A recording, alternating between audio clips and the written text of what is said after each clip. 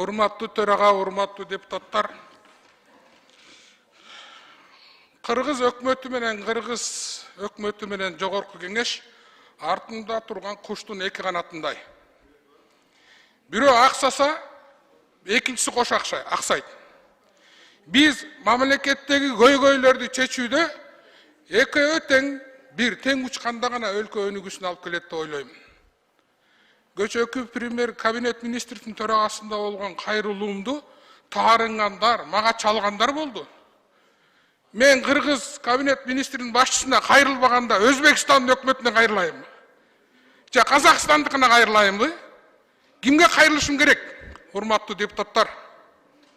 Силер өзүңүздөр билгендей, биз элдин көйгөйүн чечүүдө көптөгөн каттарды жазабыз. Ошол каттарга кимдер кол коет? Зам министрлер кол коет. Эмне деп кол коет? Азыр мында айт десеңер баарын айтып берем. Биз муну карап атабыз.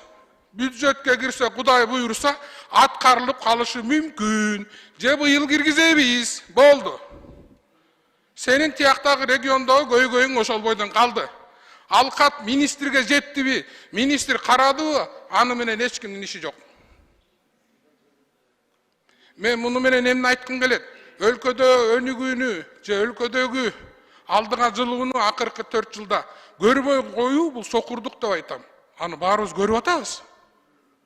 Мына Садыр Нуркожоевич Жапаров башында турган өкмөт эмнени гана кылган жок. Бир эле мисал. 500 мектеп жана бала бакча бул 4 жылда тарыхта болбогон нерсе. Тарыхый өзгөрүүлөр, тарыхый мына жаңы заманга ылайык алдыга жылуулар болуп атат.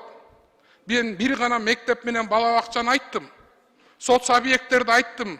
Мен анын больницаны, коргонууга кеткен башкаларды, жолдорду, аэропортторду айткан жокмун. Бул көзгө көрүнөрлүк алдыга жылуу болуп атат да. Муну көрбөгөн кишиге мен мындай башкача ойдо же бул жинди же такыр эле көрө албастык белгилери бар деп адам деп эсептейм да. Мына коргонуу жаатында болуп аткан иштер, генерал Ташиевдин кылып аткан коррупция менен болгон күрөшү, буларды көрүүгө мүмкүн эмес. Бирок ошонун айланасындагы министрлер ушул темп менен жетишип атабы, жетишпей атабы? Ушул темпке мындай чогуу баратабы? Бара албай атышат. Бир гана пример. Какшадым, мен кат жаздым. Жетөгүз район Желедөбө менен Чоң Кызыл Суу мектептери МЧСтин баардыгын катып турат. Айланайындар, ушуну бүтүрүп берип койгулачы. Балдар деген ушул аварийный мектепте окуп атат. Эми муну кат жазып, кайрылып, жообун ала албайсам, айтсам, эми кичине эмоциональный адам экен, мунун эмнеси жаман? Урматтуу премьер-министр ушул экөөнү карап коюңузчу десе, мени карамакта эмес, укмакта эмес. Эртең барганда, бүгүн барганда, бүрсү күнү барганда баарыбызды угуп атат да. Садыр Нуркожоевдун өкмөтү 5 жылда Кыргызстан мурунда болуп көрбөгөндөй соц объекттер менен өлкөдөгү проблемаларды чечти. Менин оюмча ушул биринчи срогунда өлкөдө соц объекти калбаган биринчи президент деген атка конот болуш керек. Мына образына говоря, өзүңөр деле мында эсептеп көргүлөчү, өзүңөрдүн райондогу канча мектептер салынып атат. Кара Сууда, Таласта, Ошто, Жалал-Абад, Нарын, Көл. Мына мен өзүмдөн эле алайда, мен өзүмдөн эле районун айтайын, бир эки эле мектеп, бир эки эле бала бакча калды. 80-90% чечилди. Президент Жапаровдун убагында биринчи срогунда ушул соц объекттер, бала бакчалар, мектептер, больницалар калбаган өлкөгө айланабыз деген ниет кылып атабыз да биз. Ошого жардам берип атабыз да. Бюджетти алып келгенде акча сурап атасыңар, бюджетти алып келгенде башка нерселерди сурап атасыңар. Биз могу куштун эки канатындай болуп, өкмөт менен чогуу ушул тарыхый моменттерде кийин элдин оозунда биз да 7-чи чакырылыштын депутаттары калалы деп аракет кылып атпайбызбы? Анан бирдем айтсак эле, таарынасыңар, таарынсаңар таласка баргыла. Ооба, бул деген бул сөздүн маанисинде жакшы билесиңер. Илгери Хан Ордо, Манас, Таласта болгондон бирөө таарынса эле Таласка, Манаска барып арызданып баргыла деп айттык. Эми андай болбойт да, мындай чогултушубуз керек да. Жакшы жактарга өзүңөр барасыңар, өкмөт мүчөлөрү. Депутаттарды чакырбайсыңар. Эң сонун ачылыштарга чоң-чоңдоруна чакырасыңар да, Алмазбек Акунжанович. Кичинекейине депутаттар чакырбайсыңар. Кичинекейде эсептегениңерге Кудайга шүгүр, бир мектепти уже биз кичинекейде эсептеп калдык. Ал убагында бир мектеп салыш чоң окуя болчу ал. Кошундан жаңы үй салса сүйүнөсүң. Ал мектептер, жолдор, тарыхый окуялардын ичинде биз ушу кызмат кылып атабыз да, жаман жакшы көрүнүп. Буларга таарынмай жок, достор. Таарынсаң анда мамлекеттик кызматка келбей эле кой. Анда мамлекеттик кызматты жыйыштырып берип кой, үйүнө барып аялыңа таарына бер.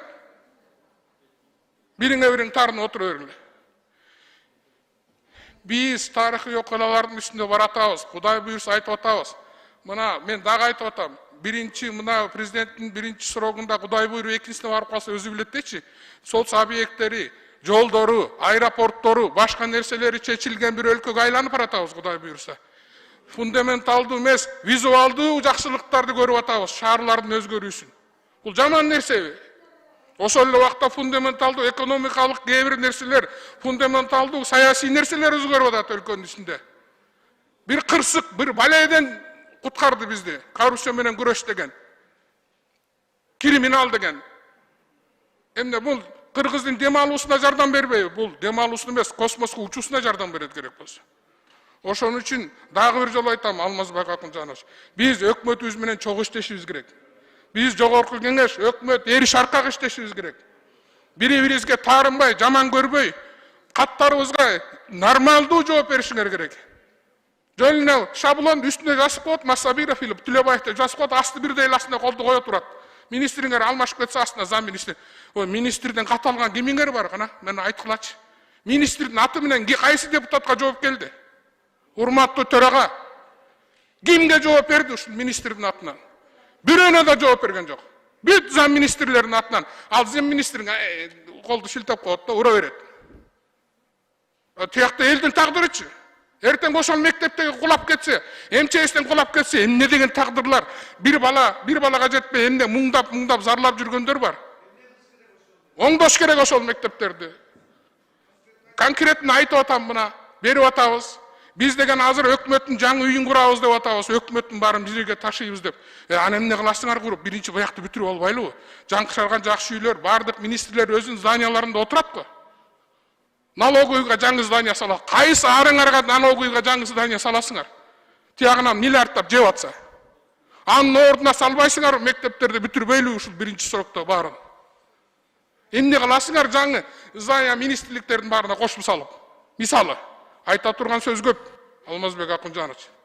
Ошон үчүн таарынбай, чогуу иштегенге мен силерге сунуш кылам. Рахмат.